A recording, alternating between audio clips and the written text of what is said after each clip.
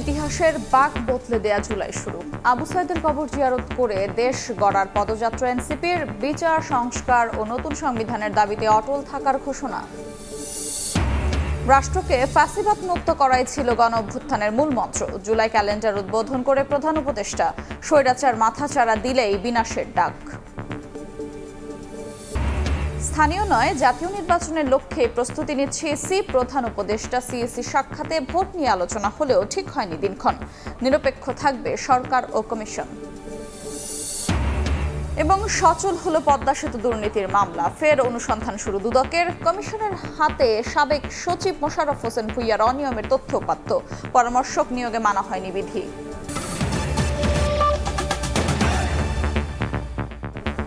সময় সংবাদের সঙ্গে আছে আমি আফরোজা মৌটুসে। শুরুতে রক্তাক্ত জুলাই প্রসঙ্গ। শুরু হলো ইতিহাসের বাঁক বদলে দেয়া রক্তাক্ত জুলাই। রংপুরে শহীদ আবু সাইদের কবর জিয়ারত করে গণ অভ্যুত্থানের বর্ষপূর্তি উপলক্ষে দেশ গড়তে জুলাই পদযাত্রা শুরু করেছে জাতীয় নাগরিক পার্টি।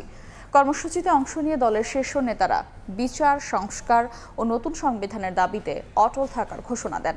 জুলাই সনদ নিয়ে টালবাহানা সহ্য করা হবে না জানিয়ে এনসিপি নেতারা বলেন, সারা দেশের ছাত্র জনতাকে সঙ্গে নিয়ে জুলাই সনদ আদায় করা হবে।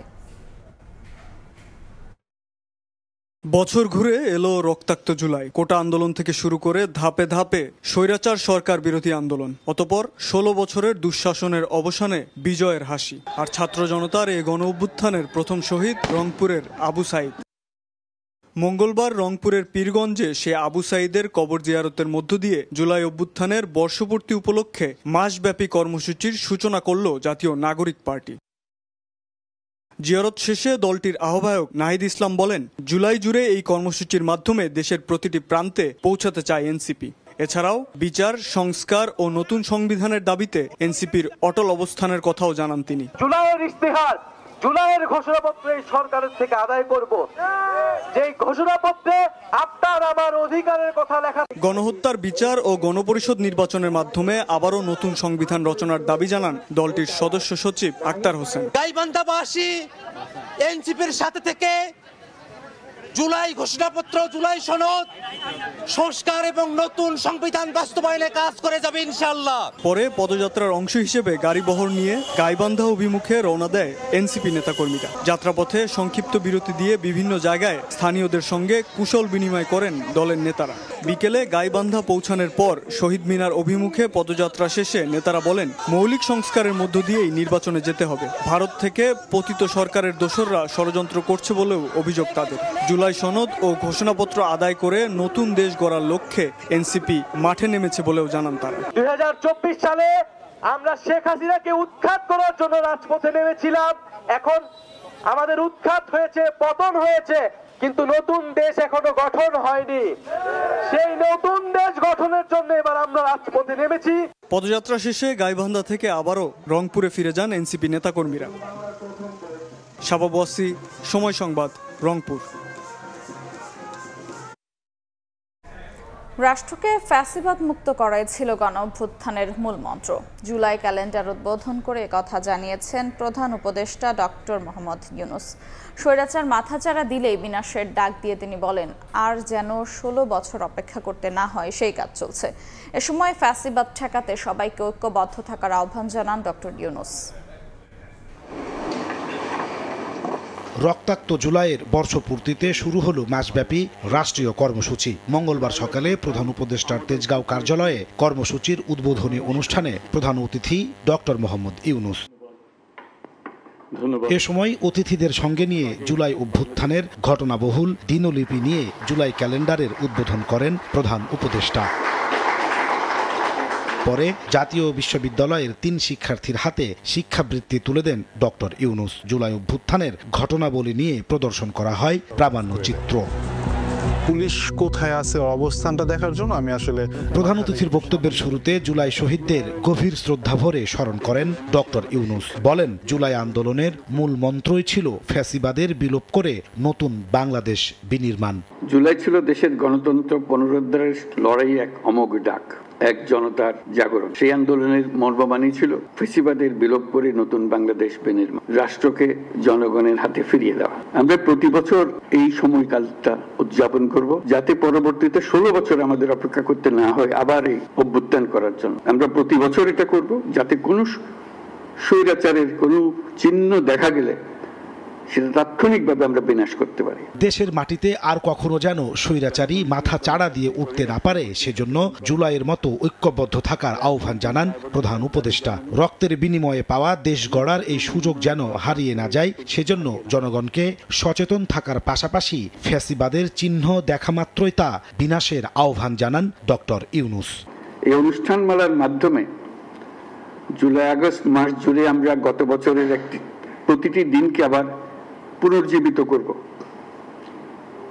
যে লক্ষ্যে আমাদের তরুণ ছাত্ররা, জনতা, রিক্সা চালক, শ্রমিক, কিশোররা শহীদ হয়েছিল, আহত হয়েছিল, সেই লক্ষ্য বাস্তবায়নে আমরা আবার নতুন করে শপথ নেব এই অনুষ্ঠানমালার মাধ্যমে, এবং সেটা আমরা প্রতি বছর করব, যাতে স্বৈরাচার আবার কোনো রকমের কোথাও মাথাচাড়া দিতে না পারে। পরে জুলাই গণঅভ্যুত্থানের স্মরণে মাসব্যাপী কর্মসূচির উদ্বোধন করেন প্রধান উপদেষ্টা ডক্টর মোহাম্মদ ইউনূস। জুলাই গণঅভ্যুত্থান পুনরুত্থান কর্মসূচির উদ্বোধন ঘোষণা করছি। নাজমুস তালেহী, সময় সংবাদ, ঢাকা। জুলাই শহীদ স্মরণে জাতীয় ঐক্য ও গণতান্ত্রিক অভিযাত্রা কর্মসূচি পালন করছে বিএনপি। রাজধানীর চিনমৈত্রী সম্মেলন কেন্দ্রে বিশেষ আলোচনা সভায় ভার্চুয়ালি কথা বলবেন বেগম খালেদা জিয়া এবং তারেক রহমান।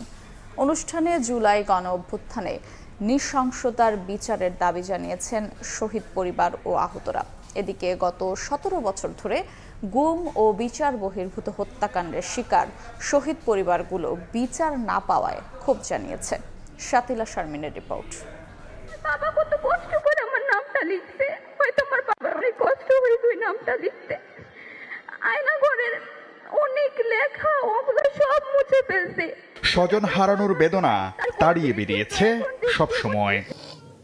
চট্টগ্রামের প্রথম শহীদ ওয়াসিম আকরামের বাবা শুধু নিজের সন্তানের কথাই বলেননি, তুলে ধরেন অন্যান্য শহীদদের অভিভাবকের কষ্টকেও। রাষ্ট্রের কাছে শহীদ পরিবারগুলোর দাবি বিচারের মুখোমুখি করা হোক নৃশংস হত্যাকাণ্ডে জড়িত অপরাধীদের। আমার সবচেয়ে কষ্ট লাগে শহীদে আমিনে।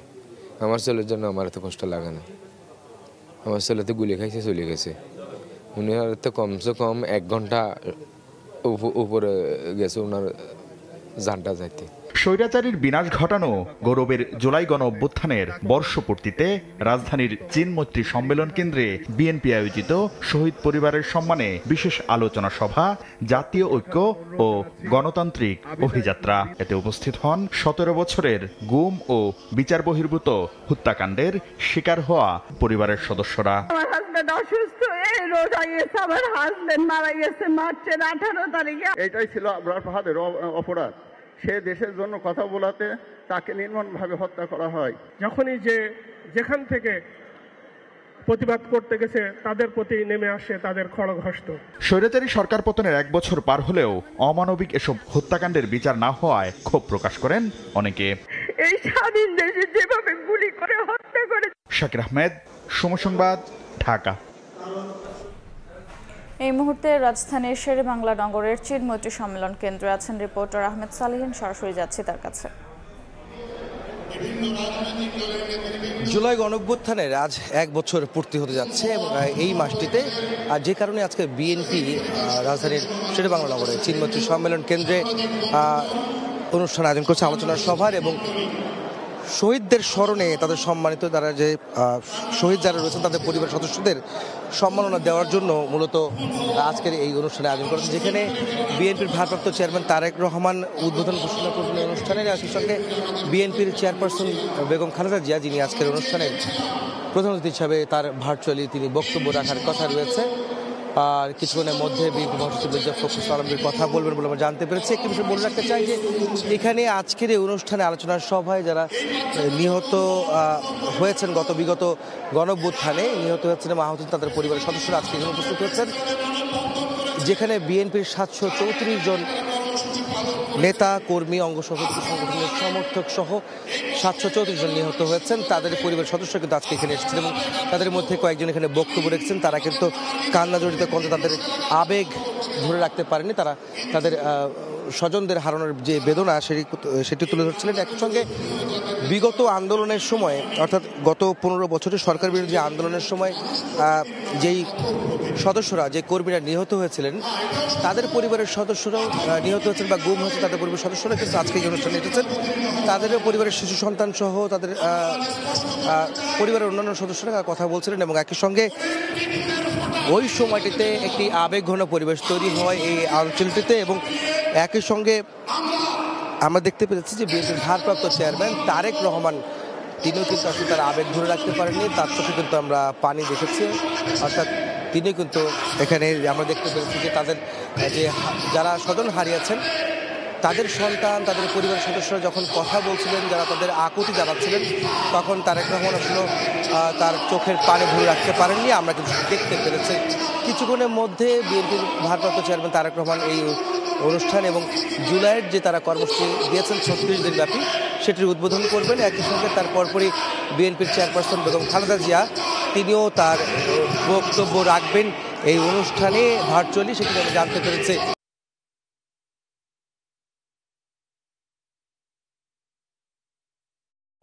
সরাসরি যুক্ত ছিলাম চীন মৈত্রী সম্মেলন কেন্দ্রে।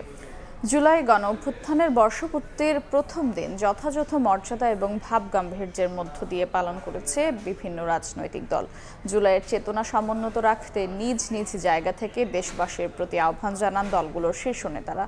বাংলাদেশ জামায়াতে ইসলামীর নায়েবে আমির বলেন, প্রয়োজনীয় রাষ্ট্র সংস্কার ও বিচার নিশ্চিত না হওয়ায় জুলাই বিপ্লবের সফলতা নিয়ে শঙ্কিত জনগণ। দ্রুত জুলাই সনদ ঘোষণা ও হত্যাকারীদের বিচার নিশ্চিত করার দাবি করেন এবি পার্টি ও গণ অধিকার পরিষদের নেতারা। জুলাই গণঅভ্যুত্থানের বর্ষপূর্তির প্রথম দিনে নানা উদ্যোগ গ্রহণ করে বিভিন্ন রাজনৈতিক দল। গণঅভ্যুত্থানে প্রথম শহীদ আবু সাঈদের কবর জিয়ারত করেন রংপুরের জামায়াত ইসলামীর নেতাকর্মীরা। এদিন মাসব্যাপী কর্মসূচির অংশ হিসেবে রাজধানীর পুরানা পল্টনে জুলাই বিপ্লবের শহীদ ও আহতদের জন্য দোয়া অনুষ্ঠানের আয়োজন করে বাংলাদেশ জামায়াত ইসলামী। প্রধান অতিথির বক্তব্যে দলটির নায়েবে আমির সৈয়দ আব্দুল্লাহ মোহাম্মদ তাহের বলেন, সংস্কার ও বিচার দৃশ্যমান না হয় অনেকে জুলাইয়ের সফলতা নিয়ে শঙ্কিত। সংস্কারবিহীন নির্বাচন জামায়াত গ্রহণ করবে না জানিয়ে তিনি বলেন, আগামী নির্বাচন জনগণের প্রত্যাশা অনুযায়ী না হলে ফের রাস্তায় নামবে মানুষ। কারো কারো মনে বেশ সংশয় তৈরি হয়েছে যে কি এই আন্দোলন ব্যর্থ হয়ে গেল কিনা। আগামী নির্বাচন সুস্থ হইতে হবে, সঠিক হইতে হবে, নিরপেক্ষ হইতে হবে, লেভেল প্লেইং ফিল্ড পূর্বান্নেই এটাকে নির্ধারণ করতে হবে, নিশ্চিত করতে হবে। আর না হলে বাংলাদেশ এক কঠিন পরিস্থিতির মোকাবেলা করতে হবে। যখন বিচারের কথা বলছি, যখন নির্বাচনের কথা বলছি, যখন সংস্কারের কথা বলছি, তখনও শেখ হাসিনা, ওবায়দুল কাদেরের মতো লোকেরা ভিডিও কলের মাধ্যমে বাংলাদেশের মানুষকে হুমকি দিচ্ছেন। এদিকে জাতীয় প্রেস ক্লাবে এবি পার্টি আয়োজিত জুলাই গণঅভ্যুত্থানের 36 দিন উদযাপনের উদ্বোধনী অনুষ্ঠানে দ্রুতই জুলাই সনদ ঘোষণার দেশ সম্পাদক মাহমুদুর রহমান রাষ্ট্রীয় সংস্কারে বাধা দেয়া জুলাইয়ের চেতনা বিরোধী বলেও মন্তব্য করেন তিনি। জুলাই শহীদদের ভুলে গেলে আমাদের তো অস্তিত্বই থাকবে না, জাতি হিসেবে আমরা অস্তিত্বহীন হয়ে পড়ব। বাংলাদেশকে নতুন করে বদলে দেওয়ার সংস্কার করে নতুন এক বাংলাদেশের রূপান্তরের পক্ষে আমরা সাধারণ জনতার জোটে আমরা বিশ্বাসী। ঢাকা রিপোর্টার্স ইউনিটিতে জুলাই গণঅভ্যুত্থানের বর্ষপূর্তির আলাদা অনুষ্ঠানে যোগ দিয়ে গণ অধিকার পরিষদের সভাপতি নুরুল হক নূর গণহত্যার বিচারে জোর দেন। বলেন, উপদেষ্টা পরিষদ পুনর্গঠন করে রাষ্ট্র সংস্কারের জন্য অবিলম্বে জুলাই সনদ ঘোষণা করা প্রয়োজন। এই জুলাইকে মানুষকে ভুলতে দেওয়া যাবে না। জুলাই বিভাজন নয়, জুলাই আমাদের ঐক্যের প্রতীক। জুলাই বিদ্বেষ সংঘাতের নয়, জুলাই আমাদের সংহতির প্রতীক। গত 1 বছরের সরকারের প্রতি আমাদের যে প্রত্যাশা ছিল সেখানে আমরা বড় রকমের ধাক্কা খেয়েছি। এদিকে জুলাই গণঅভ্যুত্থানে প্রাণ হারানোদের রুহের মাগফিরাত এবং আহতদের দ্রুত সুস্থতা কামনা করে জাতীয় মসজিদ বাইতুল মোকাররমে বিশেষ দোয়ার আয়োজন করে ইসলামিক ফাউন্ডেশন। শফিক মুন্সি, সময় সংবাদ, ঢাকা। জুলাইয়ের প্রথম দিনে নতুন কমিটির আত্মপ্রকাশ হলো অভ্যুত্থানে নেতৃত্ব দেয়া বৈষম্য বিরোধী ছাত্র আন্দোলনের। দুপুরে কেন্দ্রীয় শহীদ মিনারে নতুন কমিটি ঘোষণা করে ইশতেহার তুলে ধরেন সংগঠনের সভাপতি রিফাত রশিদ। সংস্কারের আগে নির্বাচন করতে চাইলে প্রতিহতের হুঁশিয়ারি দেন নেতারা। 1 জুলাই কেন্দ্রীয় শহীদ মিনারে আত্মপ্রকাশ করল অভ্যুত্থানে নেতৃত্ব দেয়া সংগঠনের নতুন কমিটি। লিয়াজো কমিটি, আর্থিক স্বচ্ছতা তদন্ত এবং জুলাই শোক ও স্মৃতি উদযাপন কমিটি নামে এই 3 কমিটি এগিয়ে নিয়ে যাবে সংগঠন। আর্থিক অনিয়মের অভিযোগ তদন্তে সাধারণ সম্পাদকের নেতৃত্বে একটি কমিটি কাজ করবে। কমিটি 15 দিনের মধ্যে প্রতিবেদন জানাবে। ততদিন সব সাংগঠনিক কার্যক্রম স্থগিত থাকবে। স্বচ্ছতা তদন্ত কমিটি 15 কার্য দিবসের ভিতর একটি শ্বেতপত্র প্রকাশ করবে এবং এই কমিটি তদন্ত যে কদিন চলমান থাকবে এবং তদন্ত চলাকালীন সময়ে বৈষম্য বিরোধী ছাত্র আন্দোলনের সকল ইউনিটের সাংগঠনিক কার্যক্রম স্থগিত থাকবে। সংগঠনের ইশতেহার পাঠ করেন সভাপতি। প্রতিশ্রুতি অনুযায়ী জুলাই ঘোষণাপত্র প্রকাশ, জুলাই সনদের সাংবিধানিক ভিত্তি নিশ্চিত করা, আহত ও নিহতদের রাষ্ট্রীয় স্বীকৃতি এবং বিচারের দাবি জানানো হয়। সংস্কারের আগে নির্বাচন করতে চাইলে প্রতিহতের ঘোষণা দেন সভাপতি রিফাত রশিদ। 90 যে আমরা দেখেছিলাম গণ অভ্যুত্থানকে ব্যর্থ করার জন্য রাজনৈতিক দলগুলো বিভিন্ন ধরনের নীতিমালা দাবি দেওয়া উত্থাপন করে পরবর্তী সংসদে সেটিকে আসলে হাওয়ায় মিলিয়ে দিয়েছিল, উড়িয়ে দিয়েছিল, ধ্বংস করে দিয়েছিল। সেই চক্রান্ত আমরা ভণ্ডুল করে দেব এবং গণসার্বভৌমত্বের ভিত্তিতে নতুন একটি গণতান্ত্রিক রাষ্ট্র ও সংবিধানের রাজনীতি আমরা বেগবান করব। সংস্কার ব্যতীত জুলাই গণ অভ্যুত্থান পরবর্তী সময়ে কোনো প্রকার নির্বাচনের সুযোগ নেই। যদি কেউ নির্বাচন করতে চায়, বাংলাদেশের ছাত্র জনতার রক্তের সাথে তারা বেইমানি করবে এবং আমরা সেটি প্রতিরোধের ঘোষণা দিচ্ছি। বৈষম্য বিরোধী আন্দোলনের খসড়া কমিটি পরে পূর্ণাঙ্গ কমিটিতে রূপ দিয়ে কার্যক্রম চালানো হবে বলে জানানো হয়। সংস্কার বাস্তবায়নের পথ পদ্ধতি নিশ্চিত করতে হবে। সানবীর রূপল, সময় সংবাদ, ঢাকা। জুলাই আন্দোলন দমনে সারা দেশে 3,05,311 রাউন্ড গুলি ছোড়ে আইন শৃঙ্খলা রক্ষা বাহিনী। এর মধ্যে শুধু ঢাকায় ছোড়া হয় 95,313 রাউন্ড তাজা বুলেট। শেখ হাসিনার মামলার অভিযোগ গঠনের শুনানিতে এই তথ্য জানান চিফ প্রসিকিউটর। পরে শেখ হাসিনা, আসাদুজ্জামান খান কামাল ও চৌধুরী আব্দুল্লাহ আল মামুনের বিরুদ্ধে বিচার শুরুর আবেদন করা হয়। সোমবার হবে পরবর্তী শুনানি।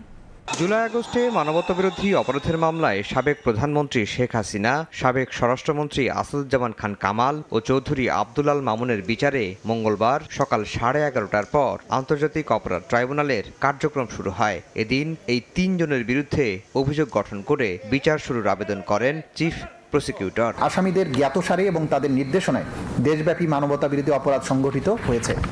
এই ধারাবাহিকতায় নিরস্ত্র ছাত্র জনতার নির্যাতন করা হয়, প্রাণঘাতী অস্ত্র এবং হেলিকপ্টার ব্যবহার করে গুলি করে 1.5 সহস্রাধিক মানুষকে হত্যা করা হয়, 25 সহস্রাধিক মানুষকে গুরুতর জখম করা হয়। এই আক্রমণে অনেকে স্থায়ীভাবে অন্ধত্ব বরণ সহ চিরতরে পঙ্গু হয়ে যায়। লিথাল ওয়েপন ব্যবহারের নির্দেশ অনুসারে সারা দেশে নিরীহ নিরস্ত্র ছাত্র জনতার উপরে 3,05,311 রাউন্ড গুলি বর্ষণ করা হয়। তার মধ্যে শুধুমাত্র ঢাকা মহানগরীতে গুলি বর্ষণ করা হয় 95,313 রাউন্ড। শেখ হাসিনা, কামাল ও মামুনের নির্দেশে সারা দেশে পদ্ধতিগতভাবে হত্যাযজ্ঞ চালানো হয় বলেও জানান তাজুল ইসলাম। প্রধানমন্ত্রীর থেকে নির্দেশ এসেছে, সেটা চেইন অফ কমান্ড বাস্তবায়নের মাধ্যমে পুলিশ বাহিনী এবং অন্যান্য বাহিনী, অক্সিলিয়ারি ফোর্সেস, তারা গ্রাউন্ড লেভেলে সব জায়গায় একই পদ্ধতিতে এই কাজটা করেছে। লিথাল ওয়েপনের ব্যবহারের নির্দেশ এসেছে, সারা বাংলাদেশের সর্বত্র তারা একই পদ্ধতিতে লিথাল ওয়েপন ব্যবহার করেছে। পলাতক শেখ হাসিনা ও আসাদুজ্জামান খান কামালের পক্ষে রাষ্ট্রনিযুক্ত আইনজীবী বলছেন, নির্দোষ প্রমাণ করে নজির করতে চান তিনি। আমার চেষ্টা থাকবে, আপনার চেষ্টা থাকবে তার পক্ষে তাকে এই মামলা থেকে খালাস করার জন্য সর্বোচ্চ চেষ্টা আমার তরফে থাকবে। এদিনও কাঠগড়ায় নিশ্চুপ ছিলেন সাবেক আইজিপি চৌধুরী আব্দুল্লাহ আল মামুন। মামলার এ পর্যায়ে কোনো বক্তব্য না দেওয়ার কথা ট্রাইব্যুনালকে জানান তার আইনজীবী। আগামী সোমবার এ মামলার বিচারে ফের বসবে ট্রাইব্যুনাল। আফজাল হোসেন, সময় সংবাদ, ঢাকা। স্থানীয় নয়, ফেব্রুয়ারি থেকে এপ্রিলের মধ্যে জাতীয় নির্বাচনের লক্ষ্যে প্রস্তুতি নিচ্ছে নির্বাচন কমিশন। মঙ্গলবার প্রধান নির্বাচন কমিশনার এএমএম নাসিরউদ্দিন সাংবাদিকদের জানান, প্রধান উপদেষ্টার সঙ্গে তার সৌজন্য সাক্ষাতে ভোট নিয়ে আলোচনা হলেও নির্দিষ্ট কোনো দিনক্ষণ ঠিক হয়নি। এছাড়া সুষ্ঠু এবং নিরপেক্ষ ভোট আয়োজনে সরকার এবং ইসি প্রতিশ্রুতিবদ্ধ বলেও জানান সিইসি। গেল 26 জুন সন্ধ্যায় প্রধান উপদেষ্টার সঙ্গে সৌজন্য সাক্ষাৎ করতে তার সরকারি বাসভবনে যান প্রধান নির্বাচন কমিশনার এএমএম নাসিরউদ্দিন। এরপর অসুস্থতার কারণ দেখিয়ে সরকারি ছুটি সহ 4 দিন পর মঙ্গলবার অফিসে আসেন সিইসি। এরপরই গণমাধ্যমের কৌতূহলের অবসান হয়। দুপুরে সাংবাদিকদের সঙ্গে আলাপকালে সিএসি বলেন, প্রধান উপদেষ্টার সঙ্গে ছিল নেহাত সৌজন্য সাক্ষাৎ, তবে জাতীয় নির্বাচনের প্রস্তুতি নিয়ে কথা হয়েছে বলেও জানান সিএসি।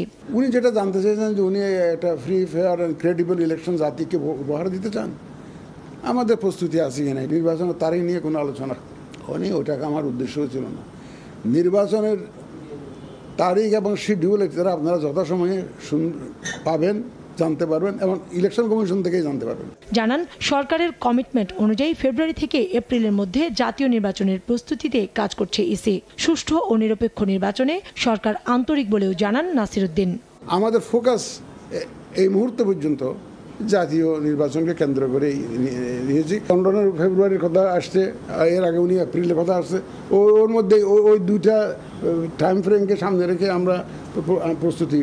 নির্বাচন কমিশন পুনর্গঠনের দাবির প্রশ্নে সিএসি বলেন, জোর করে চেয়ারে বসেনি কমিশন। এবং আমরা তো অগাস্ট বিপ্লবের পরের ফসল, আমরা কেউ এসে জোর করেছি এই চেয়ারে বসে গেছি। গায়ের জোরেই পদ্মা সেতু দুর্নীতি মামলায় আসামিদের অব্যাহতি দিয়েছিল তৎকালীন দুর্নীতি দমন কমিশন। এমনটাই দাবি করে সংস্থাটির চেয়ারম্যান আব্দুল মোমেন বলেন, যথেষ্ট তথ্য প্রমাণ থাকার পরেও মামলাটি পরিসমাপ্তি করা হয়। গেল জানুয়ারিতে শুরু হওয়া অনুসন্ধানে ইতোমধ্যে পদ্মা সেতুর পরামর্শক নিয়োগে প্রাথমিকভাবে অনিয়ম দুর্নীতির প্রমাণও মিলেছে। পদ্মা সেতু পরামর্শক নিয়োগের মামলার নিষ্পত্তির দীর্ঘ 1 যুগ পর গেল জানুয়ারিতে তা পুনরায় অনুসন্ধানের সিদ্ধান্ত নেয় দুদক। গঠন করা হয় উচ্চ পর্যায়ে কমিটি। 2012 সালে পদ্মা সেতুতে বিশ্বব্যাংকের অর্থায়ন নিয়ে টানাপোড়েনের মধ্যে 7 জনের বিরুদ্ধে দুর্নীতির অভিযোগ এনে মামলা করে দুদক। 2014 সালে অদৃশ্য কারণে মামলাটি পরিসমাপ্তি করে তৎকালীন বদিউজ্জামান ও শাহাবুদ্দিন চুপ্পু কমিশন। রাজনৈতিক পট পরিবর্তনের পর ফের অনুসন্ধানে মিলতে শুরু করে নানা তথ্য উপাত্ত। ইতোমধ্যে তৎকালীন সেতু সচিব মুশাররফ হোসেন ভূঁইয়া সহ সংশ্লিষ্টদের নথিপত্র এখন দুদকের কবজায়। সংস্থাটির চেয়ারম্যানের দাবি, বেশ কিছু দুর্নীতির তথ্য মিলেছে। পিপিআর পিপিএ অনুসরণ করে আমাদের যে কাজ করার কথা, তাতে আমরা যে মূল্যায়ন কমিটি গঠন করি, সেই কমিটি উদ্দেশ্যমূলকভাবে একাধিকবার পরিবর্তন করা হয়েছে। এটাতে আমাদের একটা ম্যানস্টিয়া কিংবা একটা অসৎ উদ্দেশ্য, অপরাধ প্রবণতা এটার মধ্যে থেকে যায়, সেটা প্রমাণিত হয়ে আসে। মামলায় আসামিদের অব্যাহতির পিছনে তৎকালীন কমিশনের দায় আছে কিনা তাও খতিয়ে দেখার কথা জানান চেয়ারম্যান। মামলার যে বিষয়গুলি, উপাদানগুলি সঠিক থাকা সত্ত্বেও শেষ পর্যন্ত আদালতে এটার এফআরটি দাখিল করা হয়। এরপরে আমরা এটা পুনরায় বিবেচনা করতে বসি এবং বিবেচনা করে আমাদের মনে হয় যে এটা অনেকটা আমরা গায়ের জোরেই সেই মামলাটাকে বসিয়ে দিয়েছিলাম। আব্দুল মোমিন বলেন, নতুন তদন্তে কারো সংশ্লিষ্টতা মিললে তাদেরও আইনের আওতায় আনা হবে। যদি এর মধ্যে কারো গাফিলতি আমরা পর্যবেক্ষণ করি, সেটাকে আমরা বিবেচনায় আনবো, না আনার কোনো কারণ নেই। তাসলিম তৌহিদ, সময় সংবাদ, ঢাকা। 2 ভারতীয় নাগরিক নিয়েছেন বাংলাদেশের নাগরিকত্ব সনদ ও জাতীয় পরিচয়পত্র।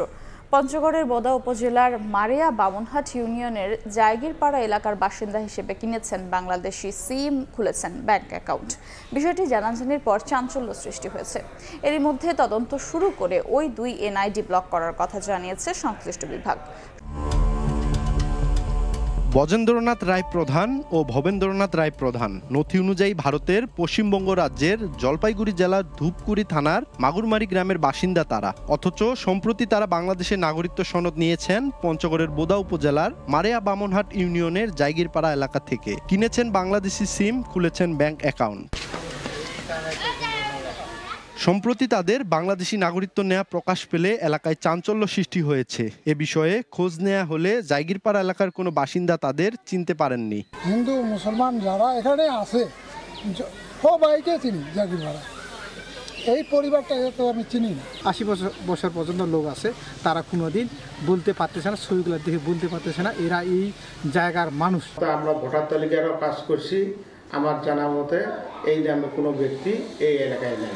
উপজেলা প্রশাসন বলছে, বিষয়টি জানার পর ওই 2 ভারতীয় নাগরিক কিভাবে বাংলাদেশি জন্মসনদ ও ভোটার কার্ড করলো তা নিয়ে তদন্ত চলছে।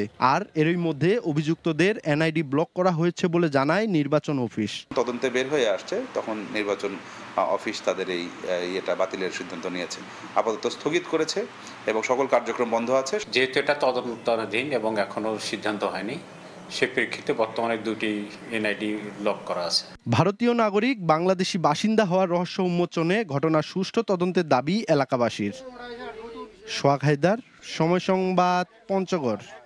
সময় সংবাদে আরও থাকছে। শেষ রক্ষা হলো না থাইল্যান্ডের প্রধানমন্ত্রীর। কম্বোডিয়ার সাবেক নেতার সঙ্গে ফোন আলাপ ফাঁসের জেরে বরখাস্ত হলেন পেতংতার্ন, সাংবিধানিক আদালতের রায়।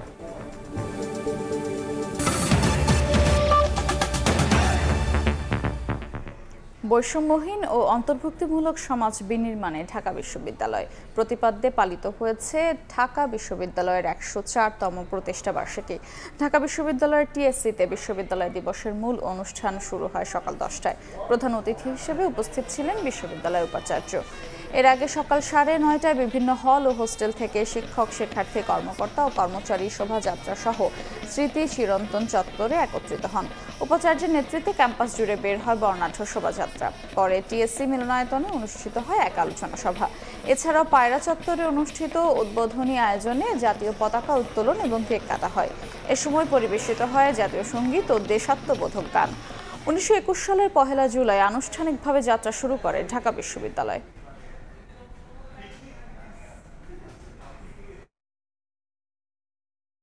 বৈষম্যহীন ও অন্তর্ভুক্তিমূলক সমাজ বিনির্মাণে ঢাকা বিশ্ববিদ্যালয়। চট্টগ্রাম বন্দরে নিউ মোরিং কন্টেইনার টার্মিনাল পরিচালনার দায়িত্ব কাদের দেয়া হবে তা নিয়ে কাল সিদ্ধান্ত নেওয়া হবে বলে জানিয়েছেন নৌপরিবহন উপদেষ্টা এম সাখাওয়াত হোসেন। সচিবালয়ের সরকারি ক্রয় সংক্রান্ত উপদেষ্টা কমিটির সভা শেষে সংবাদকর্মীদের কথা বলেন তিনি। উপদেষ্টা আরও বলেন, জাতীয় রাজস্ব বোর্ডের কর্মকর্তা কর্মচারীদের আন্দোলনে চট্টগ্রাম বন্দর ৩ দিন বন্ধ থাকলেও আমদানি রপ্তানি বাণিজ্যে তেমন প্রভাব পড়েনি। এদিকে অর্থ উপদেষ্টা বলেছেন, চলতি অর্থবছরে নির্বাচনের সম্ভাবনা থাকায় সরকার আগেই নির্বাচনী বাজেট ঠিক করেছে। নির্বাচনী বাজেট বরাদ্দে কার্পণ্য করা হবে না বলেও জানান তিনি। এখন যে সিদ্ধান্ত এখন যেটা আছে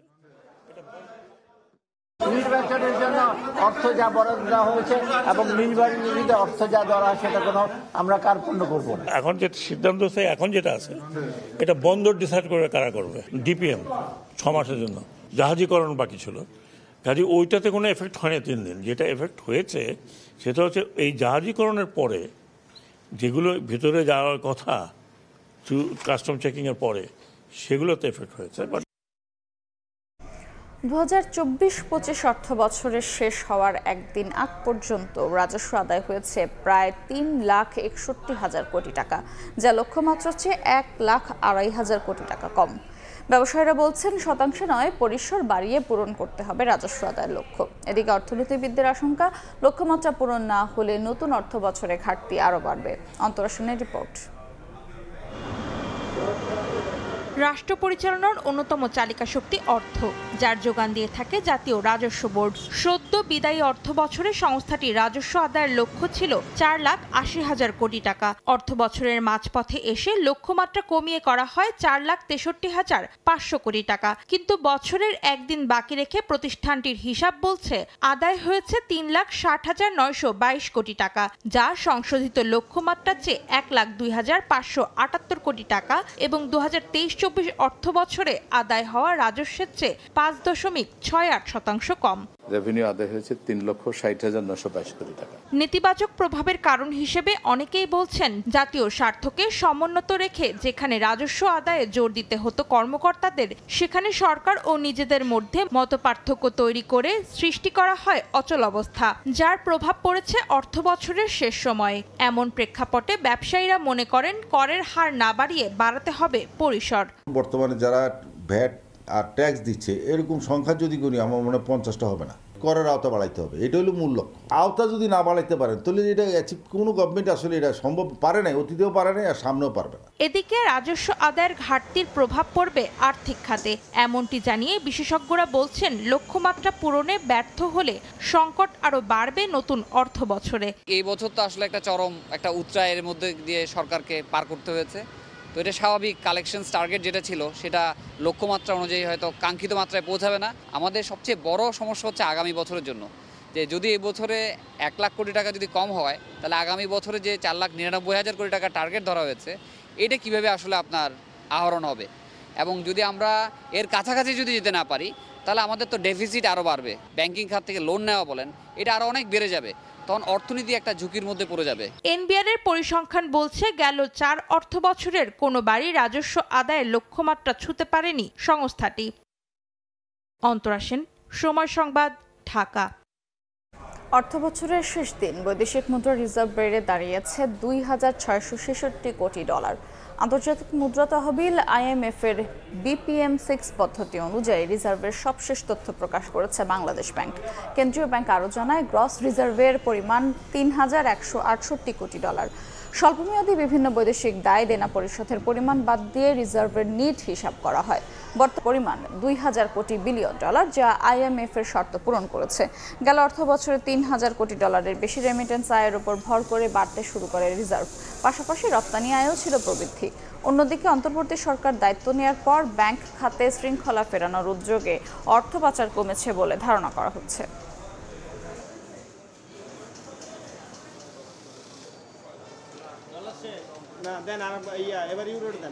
57 বছরের ইতিহাস ভেঙে সর্বোচ্চ জ্বালানি তেল পরিশোধন করল দেশের একমাত্র রাষ্ট্রায়ত্ত জ্বালানি তেল শোধনাগার ইস্টার্ন রিফাইনারি। অতীতের সব রেকর্ড ভেঙে সদ্য সমাপ্ত অর্থ বছরে প্রতিষ্ঠানটি 15,35,000 মেট্রিক টন জ্বালানি তেল পরিশোধন করেছে। এই সফলতা দেশের জ্বালানি নিরাপত্তা নিশ্চিতে গুরুত্বপূর্ণ মাইলফলক বলছেন সংশ্লিষ্টরা। আশরাফুল আলম মামুনের ক্যামেরায় বিস্তারিত জানাচ্ছেন Ferdous Lipi. 15 lakh metric ton crude oil পরিশোধনের সক্ষমতা নিয়ে পূর্ব পাকিস্তানের জ্বালানি তেলের চাহিদা মেটাতে তৎকালীন সরকার 1963 সালে ইস্টার্ন রিফাইনারি নির্মাণের উদ্যোগ নেয়, যেটি বাণিজ্যিক উৎপাদনে যায় 1968 সালে। এখনও প্রতিষ্ঠানটি দেশের একমাত্র রাষ্ট্রায়ত্ত জ্বালানি তেল পরিশোধনাগার। প্রতিষ্ঠা 57 বছরে শোধনাগারটি বিভিন্ন বছরে উৎপাদনের সক্ষমতা ধারের কাছে, আবার কখনো কখনো কম উৎপাদন করে আসছিল। এবারই অতীতের সব রেকর্ড ভেঙে অর্থ বছরের শেষে এসে 15,35,000 মেট্রিক টন জ্বালানি তেল পরিশোধন করেছে। যারা রাত দিন পরিশ্রম করে পুরনো একটি প্রতিষ্ঠানকে সচল রেখেছেন, সর্বোচ্চ সক্ষমতায় প্রসেসিং করতে পেরেছে। 15,35,000 মেট্রিক টন ক্রুড প্রসেস করেছে, যেটি আসলেই আমরা বলবো যে আমাদের একটা বিস্ময়কর ব্যাপার। তো আমরা আশা করি এটি আমরা যেটা করেছি এটা আমরা হয়তো চলে যাবো, আমাদের যারা পরবর্তী জেনারেশন এমপ্লয়ি আছে তারা হয়তো আগামী 2-3 বছরের মধ্যে আপনি আবার ইনভাইটেড হবেন যে 15-35-এরও বেশি তারা অতিক্রম করবে। অর্ধশত বছরের পুরনো যন্ত্রপাতি দিয়ে রেকর্ড সর্বোচ্চ জ্বালানি তেল পরিশোধনে সুষ্ঠু পরিকল্পনা সহ বেশ কিছু চ্যালেঞ্জ নিয়ে এগুতে হয়েছে বলে জানান কর্মকর্তারা। আগের কি চাপ ছিল না ছিল ওগুলো আর এখন আমাদের হিসাবের মধ্যে নাই। প্রথম দিন থেকে আমরা চেষ্টা করে যাচ্ছি এবং তার একাংশের কাজ খুব অনতিবিলম্বেই শুরু হয়ে যাবে। দেশে আমদানি করা ক্রুড অয়েল ইস্টার্ন রিফাইনারিতে পরিশোধন হয়ে 3টি তেল বিপণন কোম্পানির মাধ্যমে বাজারজাত হয়। এছাড়া এখানে পরিশোধিত তেল থেকে diesel, petrol, octane, jet fuel, bitumen, LGP সহ 14টি পেট্রোলিয়াম পণ্য উৎপাদন করে প্রতিষ্ঠানটি। ফেরদৌস লিপি, সময় সংবাদ, চট্টগ্রাম। আজ থেকে সারা দেশে সর্বনিম্ন 400 টাকায় ইন্টারনেট সেবা দেওয়ার নির্দেশনা থাকলেও তা কার্যকর করেনি ব্রডব্যান্ড সেবাদাতারা। এমনকি নতুন রেটে প্যাকেজ অনুমোদনের আবেদনও করেনি বিটিআরসিতে। আইএসপিএবির দাবি, তাদের অনড় অবস্থানের পরিপ্রেক্ষিতে 400 টাকার সেবা দিতে বাধ্য না করার আশ্বাস দিয়েছে বিটিআরসি, যদিও এ বিষয়ে কোনো মন্তব্য করেনি নিয়ন্ত্রক সংস্থা। গেল মে মাসে গ্রাহক পর্যায়ে 3 ক্যাটাগরিতে 100 টাকা কমিয়ে ব্রডব্যান্ড ইন্টারনেটে নতুন দর নির্ধারণ করে বিটিআরসি। 1 জুলাই থেকে 5 MBPS 400 টাকা, 10 MBPS 700 টাকা এবং মাসিক 1100 টাকায় 20 MBPS গতির ইন্টারনেট সেবা দেওয়ার কথা। নিয়ম অনুযায়ী নতুন প্যাকেজ গ্রাহককে অফার করতে বিটিআরসি থেকে অনুমোদন নিতে হয়। তবে সরকারি সিদ্ধান্ত প্রত্যাখ্যান করে সর্বনিম্ন 400 টাকা রেটে নতুন প্যাকেজ অনুমোদনের আবেদনই করেনি আইএসপিরা। তাদের দাবি, 500 টাকার প্রতিটি সংযোগে 183 টাকা রাজস্ব পায় সরকার। এর সঙ্গে রয়েছে 27% কর্পোরেট কর। সব মিলিয়ে সরকারি সিদ্ধান্ত মানা সম্ভব নয় বলে সাফ জানালেন আইএসপিএবির সভাপতি। আমরা ইন্ডাস্ট্রি থেকে 400 টাকার প্যাকেজের অনুমোদন নিব না এবং আমরা 5 MBPS এর কোনো প্যাকেজ দিতে চাচ্ছি না। আমরা শুরুই করতে যাচ্ছি 10 MBPS দিয়ে, যেটার মূল্য থাকবে 500 টাকা। চলমান পরিস্থিতি নিয়ে সেবাদাতাদের সঙ্গে বৈঠকে নমনীয় হয়েছে বিটিআরসি। আইএসপিএবির সভাপতি বলছেন, 5 MBPS গতির সংযোগ অফার করলেই কেবল 400 টাকার প্যাকেজের অনুমোদন নিতে হবে, অন্যথায় প্রয়োজন নেই। কোনো আইএসপি যদি ইচ্ছা প্রকাশ করে 5 MBPS দেওয়ার জন্য, সেই ক্ষেত্রে তার রেট সর্বোচ্চ 400 টাকা হতে হবে। তবে আমরা আবারও রিপিট করছি যে বিটিআরসিতে অনুমোদন নিব 10 MBPS 500 টাকা, সেই আকারেই ব্যান্ডউইথ প্রোভাইড করা হবে। আমাদের একটাই চাওয়া, সেটা হচ্ছে 400 টাকার প্যাকেজের বাধ্যবাধকতা যেন না থাকে। এসব বিষয়ে যোগাযোগ করা হলেও এখনও আনুষ্ঠানিক প্রতিক্রিয়া জানায়নি বিটিআরসি। শুভ খান, সময় সংবাদ, ঢাকা। পুষ্পস্তবক অর্পণ আর স্মরণ সভার মধ্য দিয়ে হলি আর্টিজান হামলার 9 বছর পালন করল ঢাকায় অবস্থিত ইতালীয় দূতাবাস। দুপুরে রাজধানীর গুলশানে নিজ বাসভবনে এই স্মরণ সভার আয়োজন করেন ঢাকায় নিযুক্ত ইতালির রাষ্ট্রদূত আন্তোনিও আলেসান্দ্রো।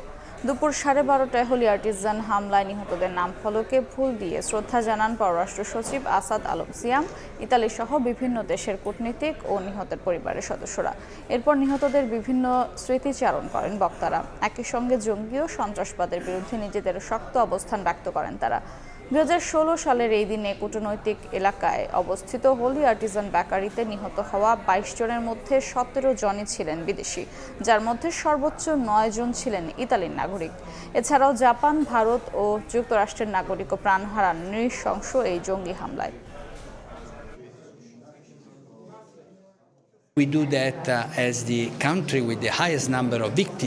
এই হামলায় সবচেয়ে বেশি মোট 9 জন ইতালীয় নাগরিক মারা গিয়েছিল। সে কারণেই আমরা প্রতি বছর এই দিনটিকে স্মরণ করি এবং আমাদের সঙ্গে এই স্মরণ সভায় যারা যোগ দিয়েছেন আমরা তাদের প্রতি কৃতজ্ঞতা জানাই। এই দিনটি গুরুত্বপূর্ণ, যাদের আমরা হারিয়েছি তাদেরকে মনে রাখা গুরুত্বপূর্ণ। দেশের বাইরের খবর। শেষ রক্ষা হলো না থাইল্যান্ডের প্রধানমন্ত্রী পেতংতান সিনাওয়াত্রার। কলম্বিয়ার সাবেক নেতার সঙ্গে ফোনালাপে সীমান্ত ইস্যুতে সেনা কমান্ডারের সমালোচনা করায় তাকে বরখাস্ত করা হয়েছে। ফোনে আঙ্কেল বলে সম্বোধন করেছিলেন কম্বোডিয়ার সাবেক প্রধানমন্ত্রী হুন সেনকে, আর সেটি কাল হয়ে দাঁড়ালো থাইল্যান্ডের 38 বছর বয়সী প্রধানমন্ত্রী পেতংতান সিনাওয়াত্রার জন্য। ফাঁস হওয়া একটি ফোনালাপে তাকে সীমান্ত উত্তেজনার বিষয়ে কম্বোডিয়ার নেতার সঙ্গে আলোচনার সময় নিজের দেশের এক শীর্ষ সামরিক কর্মকর্তাকে সমালোচনা করতে শোনা যায়। প্রধানমন্ত্রীর এমন আচরণে থাইল্যান্ডের জনগণের মধ্যে তীব্র ক্ষোভ তৈরি হয়। তার পদত্যাগের দাবিতে ব্যাংককের রাজপথে নামেন হাজার হাজার মানুষ।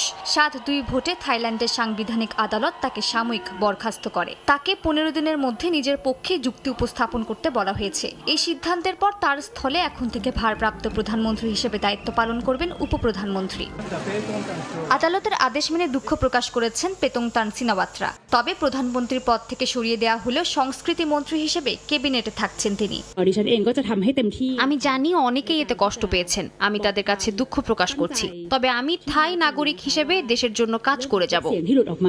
এই বরখাস্ত থাই রাজনীতিতে সিনাওয়াত্রা পরিবারের জন্য নতুন ধাক্কা। পেতংতানের আগে তার চাচি ইংলাক ও বাবা থাকসিনও একইভাবে ক্ষমতা হারান। থাইল্যান্ডের রাজনীতিতে প্রভাবশালী এই পরিবার দীর্ঘদিন ধরে সামরিক বাহিনী ও রক্ষণশীল গোষ্ঠীর সঙ্গে দ্বন্দ্বে রয়েছে। মাত্র 10 মাস আগে প্রধানমন্ত্রী হিসেবে শপথ নেওয়া পেতংতান ছিলেন দেশের ইতিহাসে কনিষ্ঠতম ও দ্বিতীয় নারী প্রধানমন্ত্রী।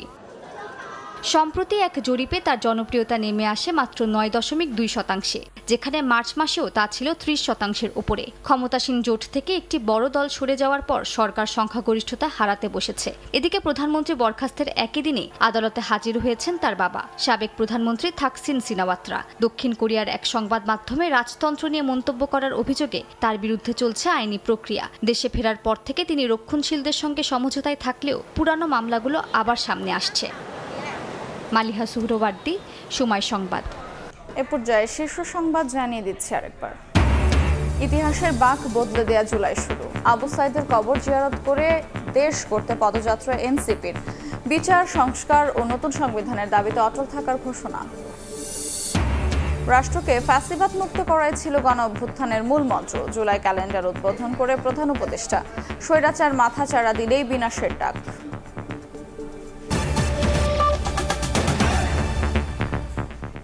এই ছিল সময় সংবাদের সঙ্গেই থাকুন সময়ের।